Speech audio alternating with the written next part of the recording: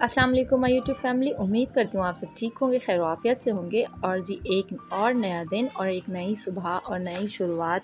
बहुत से कामों के साथ हम सब ख़वातीन अपने अपने घरों में मसरूफ़ हो जाती हैं, अपनी रिस्पॉन्सिबिलिटीज़ को पूरी करने में लग जाती हैं। और एक अच्छी औरत जो एक अच्छी माँ होती है, जो एक अच्छी बेटी होती है, जो एक अच्छी बहू होती है, वो अपने घर पे अपने घर के लोगों को खुश करने के लिए बहुत सी रिस्पॉन्सिबिलिटीज़ निभा रही होती है। तो अल्लाह ताला हम सब की हिम्मत को बनाए रखे। मेरे भी ही दिन का आगाज़ हो चुका है और आज बहुत ही बड़ा गोल मैंने लिया है, वो ये है कि मुझे कपड़े वॉश करने, कपड़े बहुत जमा हो गए हैं, काफ़ी टाइम के बाद मशीन लगाई है क्योंकि थोड़ा पानी का इशू था हमारी तरफ। यहाँ पे सबसे पहले मैंने बच्चों के मदरसे के यूनिफ़ॉर्म और स्कूल के यूनिफ़ॉर्म वॉश कर लिए हैं और नेक्स्ट डे स्कूल है, इसलिए मैंने ये ख़ुद बाल्टी जो है खुद पहुँचाने की कोशिश की कि मैं इनको फैला दूँ ताकि बच्चों के यूनिफ़ॉर्म जल्दी ड्राई हो जाएँ और फिर नेक्स्ट डे मुझे प्रॉब्लम ना हो।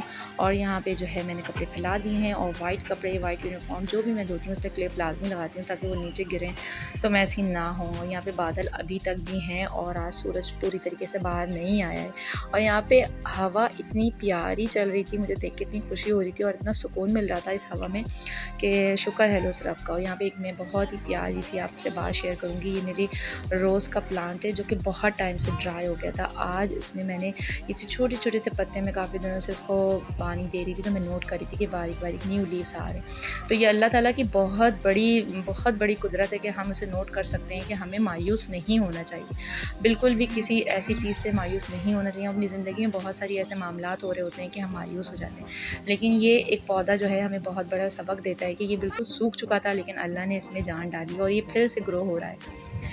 शुक्र है अल्लाह पाक का। तो यहाँ पे जो है अब मैं गैलरी की भी सफाई साथ साथ मैंने सोचा कर डालूँ आज। और साइकिल्स वगैरह के थ्रू जो है बच्चे बाहर जब चलाते हैं तो मिट्टी वगैरह काफ़ी अंदर आ जाती है, तो मैंने सोचा आज ये सब चीज़ें भी हटा के साथ ही साथ वॉश कर लेती हूँ मैं। तो बस ये अब ये सब चीज़ें हटाने के बाद मैंने उसको अच्छी तरीके से पहले मिट्टी निकाली और काफ़ी सारी मिट्टी निकली क्योंकि साइकिल जो है बाहर गली में बच्चे चलाते हैं तो अच्छी खासी मिट्टी जमा हो जाती है। तो आज ये काम भी मेरा शुक्र है हो गया। और ये कुछ काम ऐसे होते हैं कि वो अमूमन बहुत कम किए जा रहे होते हैं। और यहाँ पे मेरे सारे कपड़े धुल गए। देखिए इतने सारे कपड़े मैंने धोए थे कि मुझे खुद यकीन नहीं आ रहा था, बाद में मेरी हालत टाइट हो रही थी।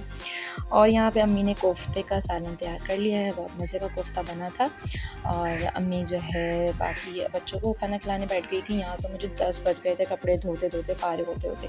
फिर कपड़े धोने के बाद लास्ट मेरा ये गोल होता है कि मैं ये पूरा एरिया किचन से लेके वॉशरूम तक पूरा विम पाउडर डाल के इसको वॉश करती हूँ अच्छी तरीके से। और किचन वाला फ़र्श मैं लाजमी उस तरह साफ़ करती हूँ विम पाउडर से कि उससे ये होता है कि स्लिपरी भी नहीं होता वो। और विम पाउडर से जो बाकी जो हल्का सा वो कहते हैं ग्रीसी सा हो जाता है, ये सब बिल्कुल बिल्कुल परफेक्ट तरीके से साफ़ हो जाता है। और ये हमें कुछ टाइम पे लाजमी किचन का फ्लोर हो या हमारा ओपन एरिया हो वॉशरूम के बाहर वाला, ये लाजमी वॉश कर लेना चाहिए और अपनी तरफ से सेटिस्फेक्शन भी हो जाती है। यहाँ पे मेरे सारे कपड़े धुल गए ना तो मुझे इतनी खुशी थी। और फिर उसके बाद जब मैंने ये सारी सफाई कर ली तो मुझे और भी बहुत खुशी हो रही थी। हालांकि टाइम इतना ज़्यादा हो गया था, 10 बजे जो है मैं अपने घर के तमाम काम कोशिश करती हूँ कि वाइंड अप हो जाए, लेकिन आज जो है मैं कपड़े धो के ही 10 बजे फ़ारिग हुई थी। तो हालत तो बिल्कुल टोन हो रही थी, लेकिन एक अंदर से मोटिवेशन थी कि ये सारे काम मुझे आज कंप्लीट करने हैं क्योंकि नेक्स्ट डे के लिए मैंने और भी बहुत सारा कुछ प्लान किया हुआ था क्योंकि पानी जो है बहुत अच्छा आ रहा था। तो अब सोचा था ये सारे काम जल्दी जल्दी मैं निपटा लूँ। यहाँ पे मैंने पहले अच्छे तरीके से विम पाउडर को तीली वाली झाड़ू से रब कर लिया था सारे फ्लोर को, उसके बाद जो है मैंने वाइपर कर दिया था। और फिर मैंने साथ ही वॉश बेसिन पे भी विम पाउडर ही डालकर अच्छे तरीके से रब किया और उसको अच्छे तरीके से साफ़ कर लिया था। आगे पीछे की टाइल्स भी मैंने साथ ही साथ साफ़ कर लिए थे। और जब सब चीज़ों की धुलाई एक साथ हो रही होती है ना तो फिर दिल चाहता है, अंदर से मोटिवेशन बढ़ रही होती है कि ये काम भी साथ ही कर लेते हैं ना, कि ये इसको छोड़ने की क्या ज़रूरत है। और जब घर साफ़ होता है, सब चीज़ें साफ़ सुथरे होती हैं तो बहुत ही सुकून मिल रहा होता है और बहुत अच्छा लग रहा होता है।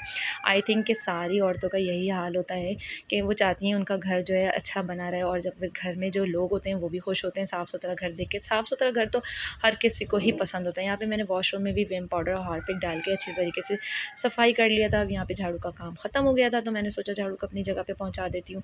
और बाकी इतना लेट हो गया था कि बच्चों ने खाना खा लिया था और अम्मी मेरा वेट कर रही थी कि मैं उनके साथ खाऊँगी।